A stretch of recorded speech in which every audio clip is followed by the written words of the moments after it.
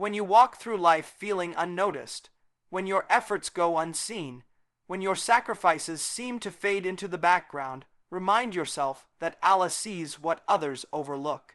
Every single act done with sincerity, every quiet moment where you held back a complaint, every tear that fell from your eyes when no one was there to wipe it away, Allah saw it.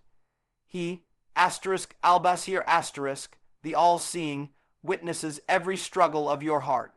And sometimes that's the greatest comfort a believer can have, because when no one acknowledges your pain, your patience, or your dedication, He does, and He never forgets. Many times, people stop trying not because they lack faith or strength, but because they feel invisible. They say, "No one appreciates me," or "No one understands how hard I'm trying." But the truth is, the one who matters most has never missed a single moment of your struggle.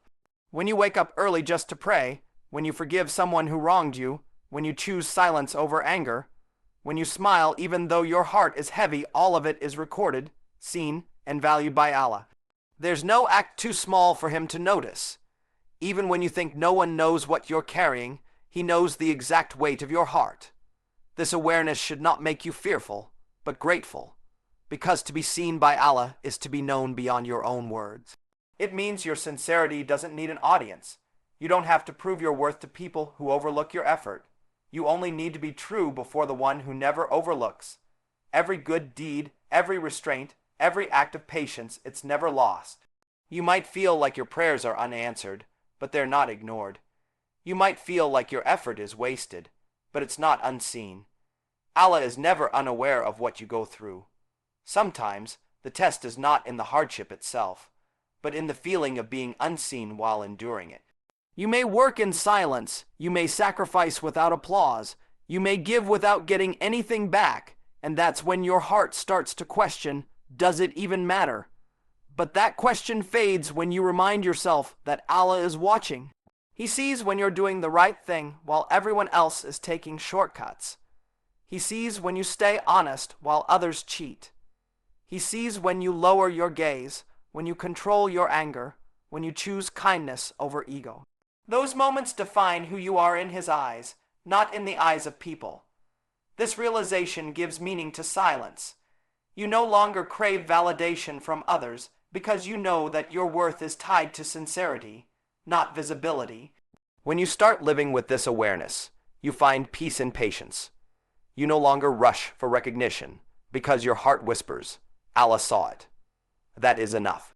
You begin to understand that every private effort, every quiet moment of self-control, every time you resist temptation, every tear you hide from the world, it's all written, preserved, and will one day be revealed as proof of your strength.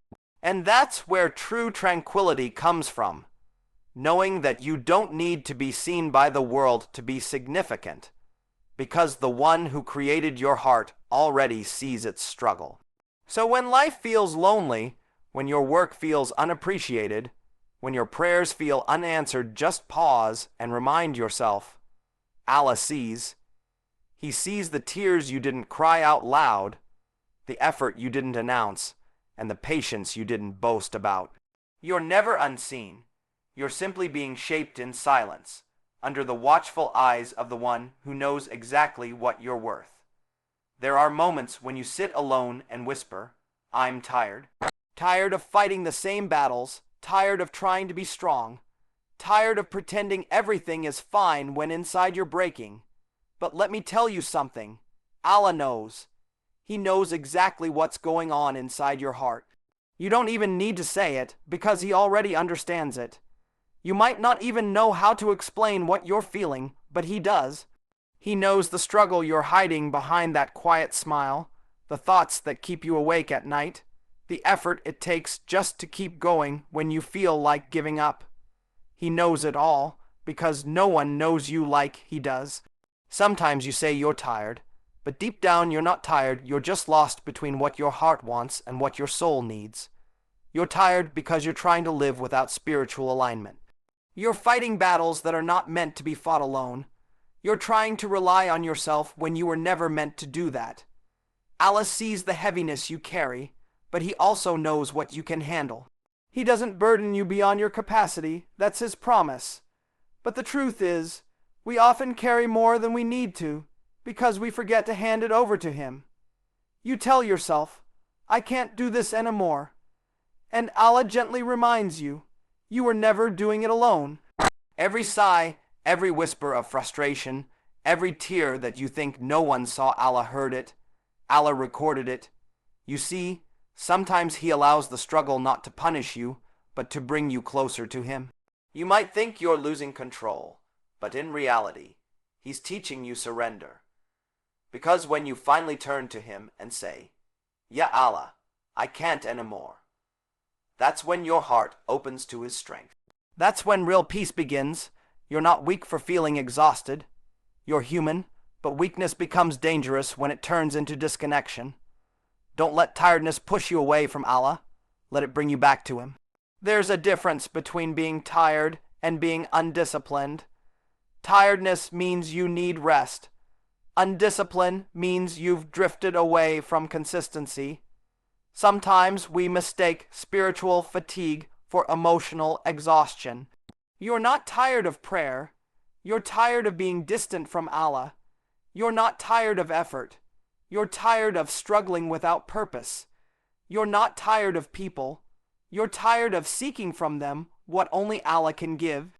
The heart becomes restless when it forgets its Creator, and it finds peace the moment it remembers Him again. That's why even when you're overwhelmed, there's something inside you that keeps whispering, turn back to Him. And that whisper, that small, almost invisible call from within is mercy. That's Allah's way of reminding you that He's near. Even when you sin, even when you fall, even when you feel undeserving, He knows your weakness, and yet He waits for your return. No one else can love you like that. People get tired of your complaints, but Allah never gets tired of your prayers. People may misunderstand your silence, but Allah understands your heart. You might not have the strength to explain yourself, but you don't need to. He already knows. That's the beauty of His knowledge. It's not just vast, it's intimate. It's not just powerful, it's personal. So the next time you say, I'm tired, pause for a moment and think, are you really tired, or are you just disconnected? Because the closer you are to Allah, the lighter everything feels. He doesn't promise that life will be easy, but He promises that your heart will find rest in Him. And when your heart rests in Him, tiredness turns into trust, pain turns into purpose, and weakness turns into worship. So don't say, I'm tired. Say, Ya Allah, strengthen me. Because He knows, He sees, and He will never let your struggle be in vain. You keep telling yourself you're tired, but the truth is, you're not tired, you're undisciplined. There's a big difference between exhaustion and inconsistency. Tiredness comes from effort. It's the body's way of saying you've worked hard. But undiscipline comes from avoidance, from making excuses instead of progress. Many people confuse the two. They say they're tired, but they've barely begun. They say life is too heavy, but they haven't yet trained their soul to carry it. Allah has given every one of us the same 24 hours, the same opportunities to grow, to pray, to learn, to build. Yet what separates the successful from the stagnant is not intelligence, not talent, not luck, it's discipline. The disciplined person doesn't wait to feel ready. They don't wait for motivation, because they know motivation is fleeting. Discipline is what carries you when motivation dies. Discipline is the quiet voice inside you that says, get up and do it anyway. When you wake up for Fajr, even when your bed feels heavy, that's discipline. When you lower your gaze, when you control your tongue, when you resist temptation, that's discipline. You're not just restraining yourself for no reason. You're training your soul to obey Allah instead of your desires. And that's the highest form of strength. The problem today is that we've become too comfortable with our excuses. We say, I'm too tired to pray. I'm too busy to read Quran. I'm too overwhelmed to make time for Allah. But deep down, it's not that we're too tired, it's that we've given our energy to the wrong things. We stay awake for hours scrolling through our phones, watching meaningless content, wasting time on distractions, And then, when it's time for worship, we suddenly feel drained. You see, energy isn't lost, it's misplaced. And the one who learns to guard his time guards his discipline. Your body was created to follow your soul. But when you stop disciplining yourself, your body starts commanding your soul instead. You eat when you want, sleep when you want, waste when you want, and before long you lose control. Life becomes reactive instead of purposeful. You start living on autopilot, saying, "I'll start tomorrow." And tomorrow never comes. Discipline isn't meant to suffocate you. It's meant to free you. Because when you discipline your mind and your habits for Allah, you stop being a slave to your desires. The Prophet taught us that the strong person is not the one who can overpower others, but the one who controls himself in anger. That's the essence of disciplined self-control for the sake of Allah. Think of how much your life would change if you became consistent. Not perfect, just consistent. Imagine if you prayed on time every day, if you spent even 10 minutes daily connecting with the Quran, if you showed up for your responsibilities without delay. The results wouldn't just show in your worship, they'd show in your peace. You'd stop feeling lost because discipline gives direction. You'd stop feeling restless because discipline brings stability. You'd stop saying, "I'm tired," because discipline teaches your body to follow your purpose. Remember, every act of discipline done for Allah's sake becomes worship. When you push yourself to do what's right even when it's hard, angels record that effort. When you wake up for Fajr fighting sleep, that's not just a task, that's a testimony of your faith. Discipline transforms the ordinary into the sacred. It teaches you that you can't wait to feel ready to change. You must act now, even when you don't feel like it. Because strength doesn't come before discipline, it comes from discipline. So stop saying, "I'm tired." Say, "I need to be consistent." Because your weakness isn't in your body, it's in your habits. Train your soul, and your body will follow. Life will always test your limits, but discipline guided by faith will always carry you through. Discipline is not just about self-control or personal growth. It's a form of worship when it's done for the sake of Allah. Every time you resist temptation, every time you push yourself to do what's right even when it's hard, you're not just being disciplined, you're engaging in ibadah. You see, Allah doesn't only reward the end result. He rewards the effort, the intention, and the struggle you put in along the way. When you wake up before dawn to pray, that's not just a routine, that's you telling Allah, "My comfort can wait, but my connection with you cannot." That's worship.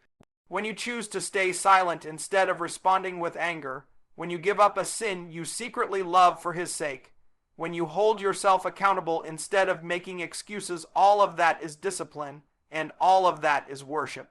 The problem is that many people think worship only means praying or fasting or giving charity. But in reality, worship is every act of discipline that aligns your life with obedience to Allah.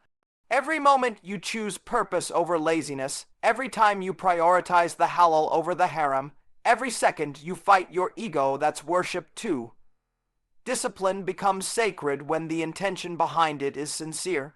When you remind yourself, "I'm doing this not for people to see, but for Allah to be pleased," that transforms an ordinary action into an extraordinary deed.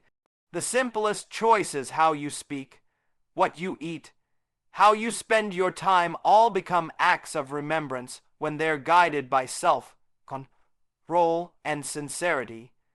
Discipline is what shapes your heart into humility. It teaches you that growth doesn't happen through desire alone, but through consistent effort. The person who prays even when they don't feel spiritual, who keeps doing good even when no one appreciates them, who holds on to patience even when tested, that person understands that worship isn't about emotion, it's about devotion. And devotion requires discipline. You cannot worship Allah properly if your life has no structure, if your habits have no direction, if your soul has no control. True discipline isn't about punishing yourself. It's about refining yourself, turning your daily actions into reminders that you belong to Him. Think about how different your life feels when you bring discipline into your faith. You stop depending on how you feel in the moment because you start moving with purpose.